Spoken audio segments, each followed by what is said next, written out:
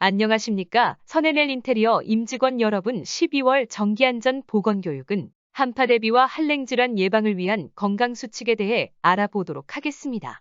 그럼 우리가 교육에서 다룰 주요 내용의 목차에 대해 알아보도록 하겠습니다. 첫째로 한파와 한랭질환은 무엇인가? 둘째, 한랭질환의 주요 특징 및 증상은 어떤 것들이 있는가? 셋째, 한랭질환에 취약한 사람은 누구인가? 넷째, 한파로 인한 사망자 및 응급환자 발생의 추이는 어떠한가? 다섯째, 한파 건강영양평가지표 중 성별, 연령별 사망자 및 응급환자 지표는 어떻게 다른가? 마지막으로 한파 대비 및 한랭질환 예방수칙과 겨울철 주의해야 할 질환의 건강수칙에 대해 알아보도록 하겠습니다.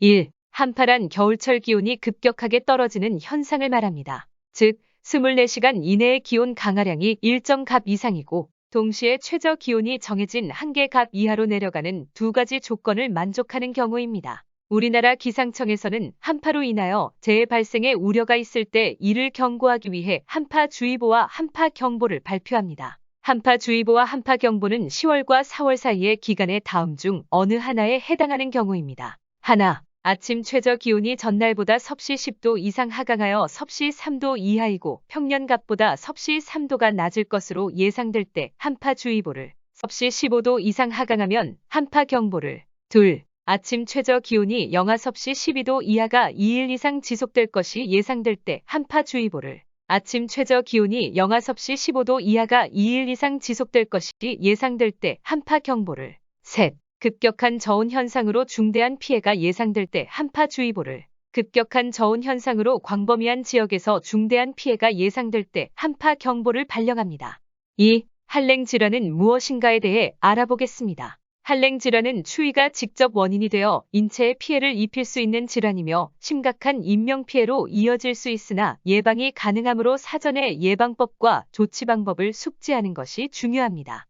한랭질환의 분류에는 전신성 및 국소성 질환으로 분류할 수 있습니다. 전신성 질환에는 저체온증이 있으며 국소성 질환에는 동상, 동창, 침수병 및 침족병 등이 있습니다. 3. 한랭질환의 주요 특징 중 저체온증이란 신체가 추위에 노출되는 등의 환경적 요인으로 정상 체온을 유지하지 못하고 중심체온, 즉 심부체온이 섭씨 35도 미만으로 떨어진 상태를 말합니다. 증상에 대해 알아보면 초기에는 온몸, 특히 팔다리에 심한 떨림이 발생합니다. 또한 체온이 더 떨어지면 떠는 것을 멈추고 움직임이 느리고 둔해집니다. 더불어 기억력과 판단력이 떨어지고 말이 어눌해집니다. 마지막으로 증상이 지속되면 의식이 흐려지고 결국 의식을 잃게 됩니다. 응급조치로는 환자가 의식이 없는 경우 즉시 119에 신고하고 따뜻한 곳으로 옮깁니다. 첫째, 젖은 옷은 벗기고 담요나 침낭으로 감싸주기. 둘째, 핫팩이나 가열패드 사용 시 피부 화상 주의하기. 셋째, 의식이 있는 경우에는 따뜻한 음료로 몸 녹이기. 단 의식이 없는 환자에게 음료를 마시게 하는 것은 위험합니다. 한랭질환 주요 증상 중 동상이란 추위에 신체 부위가 얼어서 조직이 손상되는 것을 말합니다. 자주 발생하는 부위는 코, 귓뺨, 턱, 손가락, 발가락입니다. 증상으로는 초기에는 피부가 붉어지고 통증이나 저림이 있다가 증상이 악화되면 감각이 없어지고 수포 부종이 생기며 최악의 경우 손상된 부위의 절단이 필요할 수 있습니다.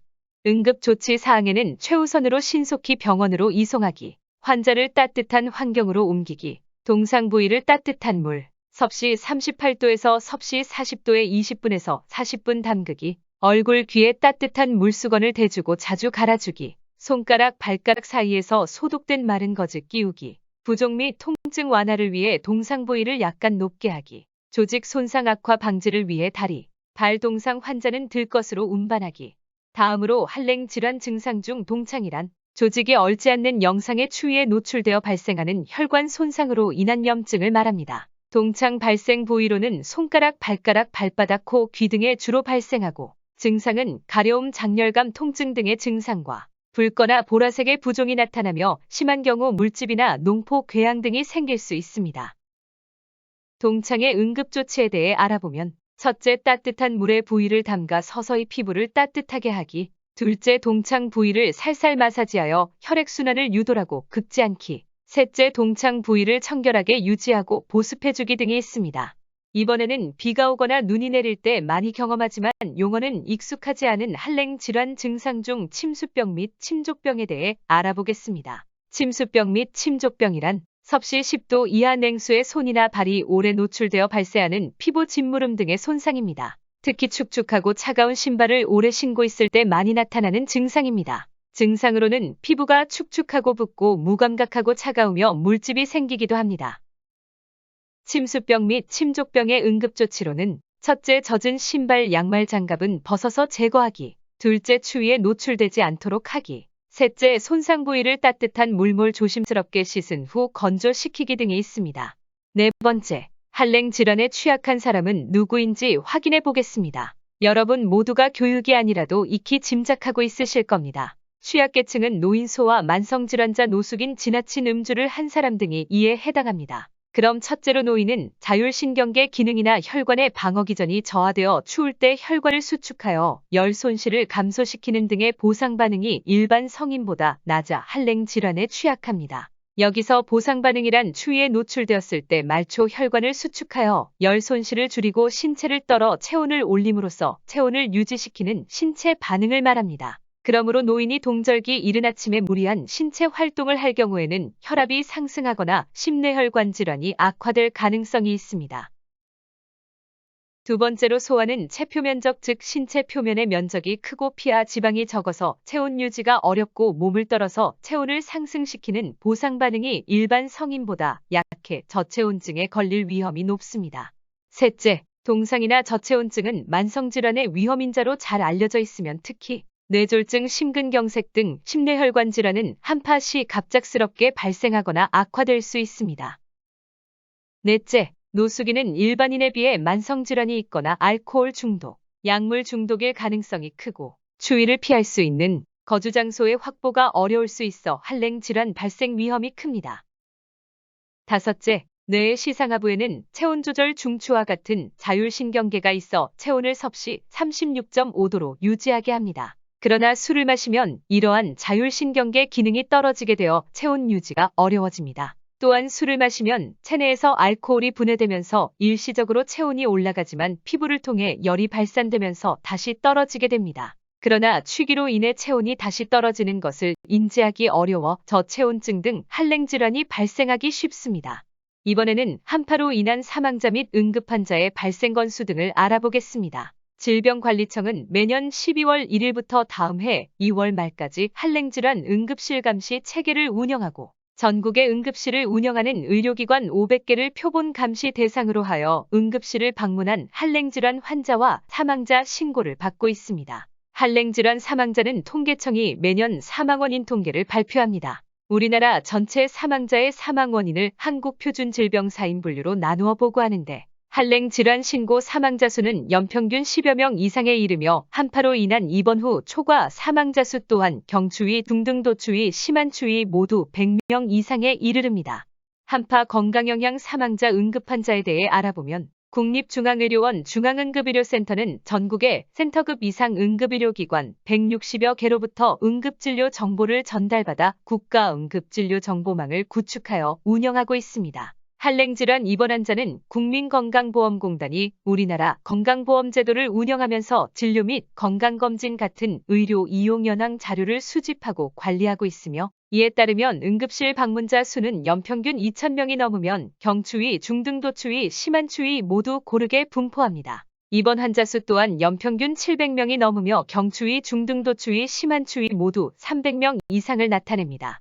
6. 한파 건강 영양 평가 지표의 성별 분석을 보면 그래프를 통해 알 수 있듯이 남성의 비율이 여성의 비율보다 배 이상을 차지하는 것을 알 수 있습니다. 그것은 남성과 여성의 평소 생활 습관과 음주 흡연 비율과도 관련이 있으며 체내에 함유하고 있는 피하지방 함량과도 무관하다고 할 수 없습니다. 통계 분석 결과로 볼 때 특히 겨울철 한파주의보 및 경보시기 시 많이 나타나는 경향을 보입니다. 겨울철 남성들의 건강 습관을 좀 더 생활화해야 함에 각별히 주의하시기 바랍니다.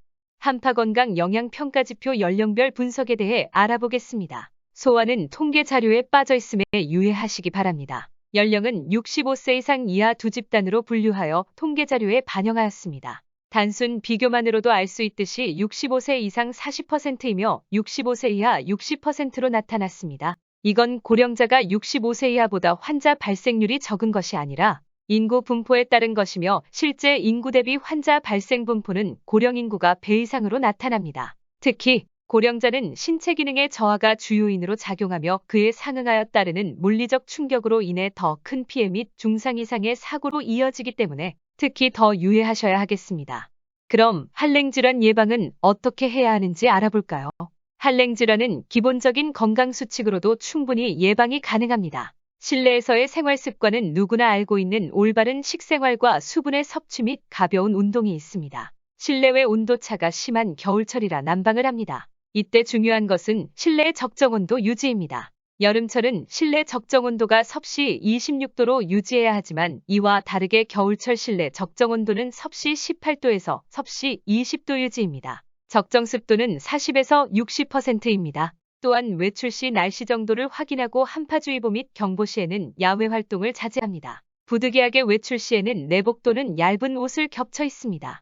이에 더불어 장갑, 목도리, 모자, 마스크 등을 같이 착용하면 훨씬 더 효율적이겠죠. 야외 활동을 해야 할 경우 차가운 외부 온도로 인해 근육과 관절에 무리가 가는 실외 운동은 삼가하는 것이 좋습니다. 한랭질환 예방을 위한 건강수칙을 정리해보면 하나, 가벼운 실내 운동과 수분 섭취. 둘, 실내 적정 온도 섭씨 18도에서 섭씨 20도 유지, 습도 40에서 60% 유지. 셋, 따뜻한 옷 입기. 넷, 외출 전 날씨 확인. 다섯, 야외 활동 자제. 이번에는 앞서 언급한 따뜻한 옷 입기에 대해 좀 더 자세히 알아보겠습니다. 두꺼운 겉옷을 많이 입는 것보다 얇은 옷을 여러 겹 입는 것이 더 도움이 됩니다. 내복은 입는 것만으로도 약 섭씨 2.4도의 보온 효과가 발생합니다. 바지는 불편하더라도 부득이하게 야외 활동을 많이 해야 할 경우 밑단으로 갈수록 통이 좁아지는 것을 선택하여 외출하는 것이 좋습니다. 그러지 못할 경우 내복이나 타이즈를 착용하면 보온성을 높일 수 있습니다. 회사 생활을 하는 남성의 경우 정장을 꼭 입어야 할 때에는 두께가 있는 양말이나 목이 긴 것을 신을 것을 추천합니다. 정장을 입고 야외 활동을 할 시에는 불편하더라도 더신을 활용하거나 부츠 등 두꺼운 신발을 착용해 보는 것도 좋습니다. 또한 실내에서는 잦은 문열림이나 난방의 취약 부분에서 오는 추위 예방으로 조끼 가디건을 입으면 효과가 좋습니다. 재킷이나 점퍼는 가볍고 조금 큰 것을 입으며 안에 얇은 옷을 겹쳐 입을 것을 추천합니다. 외출 시 모자, 목도리, 마스크를 적극 활용하고 장갑은 꼭 착용하도록 합니다.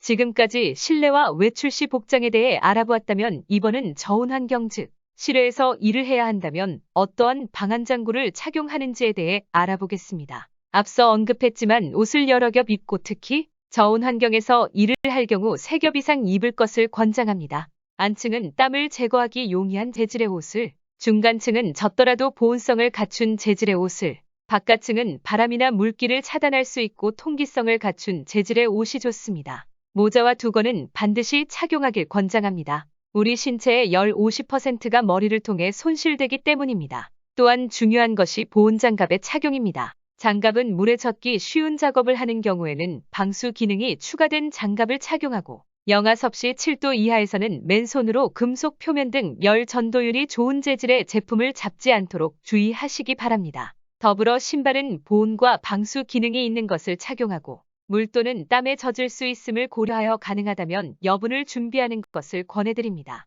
저온 환경에서 일해야 할 경우 기본 수칙 두 번째는 다음과 같습니다. 온수기, 보온병 등을 활용해 작업자가 수시로 따뜻하고 깨끗한 물을 마실 수 있도록 해야 합니다. 또한 가급적 작업 장소와 가까운 곳에 따뜻한 휴게실을 마련해야 합니다. 이때 히터 등 난방장치는 화재나 유해가스 중독 등의 우려가 없도록 설치하여야 합니다.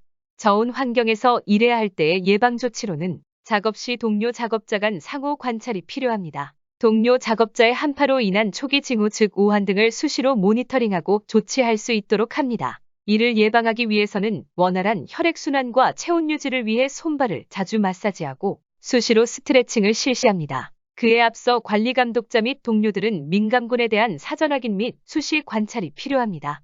민감군이란 고혈압, 당뇨, 뇌심혈관 질환, 허약체질 고령자 더불어 신규 배치자도 이에 포함됩니다.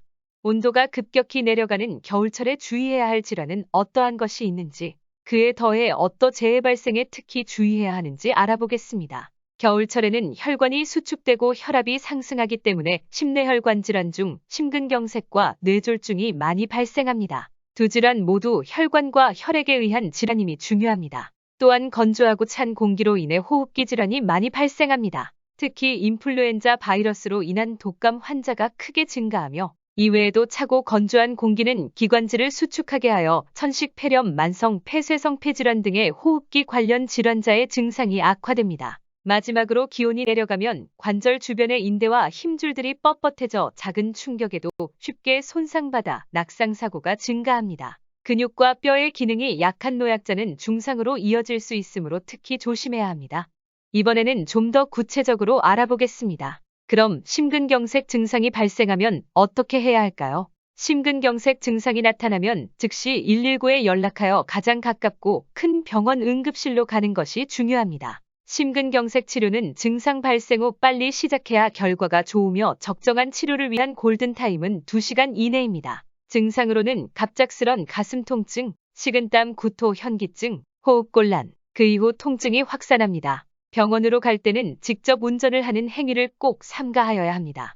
뇌졸중이란 한쪽이 마비가 오며 갑작스런 언어장애, 시야장애, 어지럼증, 심한 두통 등이 동반됩니다. 뇌졸중은 특히 증상이 나타나면 즉시 119에 연락하여 가장 가깝고 큰 병원 응급실로 가는 것이 중요합니다. 뇌졸중 또한 치료는 증상 발생 후 빨리 시작해야 결과가 좋으며 적정한 치료를 위한 골든타임은 3시간 이내입니다. 주의해야 할 사항으로는 가족이 올 때까지 기다리지 말기, 증상이 그냥 지나갈 거라고 생각하지 말기, 야간이나 주말이라고 외래 진료실까지 기다리지 말기, 다리를 주무르거나 바늘로 손발끝을 따지 말기, 의식이 혼미한 환자에게 물이나 약을 먹이지 말기, 정신 차리게 하려고 찬물을 끼얹거나 뺨을 때리지 말기. 또한 중요한 것은 환자가 토할 경우 기도 확보를 위해 고개를 옆으로 돌려야 함에 주의하셔야 합니다.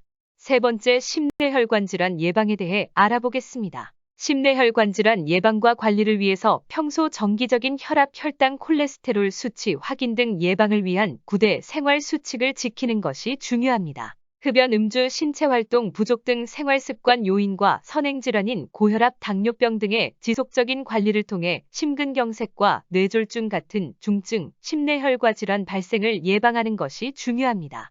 마지막으로 겨울철 낙상사고에 대해 알아보면 위험군은 노인, 영유아, 만성질 환자가 있습니다. 예방수칙으로는 겨울철 눈이나 얼음으로 인해 길이 미끄러우니 넘어지지 않도록 준수사항을 지켜야 합니다. 준수사항으로는 길을 나서기 전에는 물, 눈, 얼음 등을 확인하고 눈길, 빙판길을 이용하지 않습니다. 승강기가 있는 건물이라면 계단보다는 승강기를 이용하도록 합니다. 경사진 도로, 보도블럭이 튀어나온 불규칙한 지면, 도로 등은 우회하여 이용합니다. 가급적 장갑을 착용하여 주머니에서 손을 빼고 활동하도록 합니다. 겨울철 낙상사고는 앞에서 언급했듯이 중상사고를 동반할 수 있습니다. 귀찮지만 작은 예방수칙의 이행으로도 충분히 막을 수 있음에 유의하시기 바랍니다. 모든 안전수칙처럼 겨울철, 특히 한팥이 지켜야 할 예방수칙 또한 우리가 모두 알고 있는 것이며 귀찮아서 스스로 괜찮겠지 하고 지나치고 간과하는 데에 있습니다. 이제부터 조금 불편하더라도 귀찮더라도 꼭 예방수칙을 이행하여 건강한 겨울을 보내시기 바랍니다. 마지막으로 운전 시 습관화되어 있는 안전벨트 착용처럼 생활 속 안전수칙 이행이 나도 모르게 습관처럼 생활화되었으면 좋겠습니다. 안전수칙 습관화 생활화가 우리 가정, 우리 사회의 안전의 첫걸음입니다. 지금까지 교육에 참여해 주셔서 감사합니다.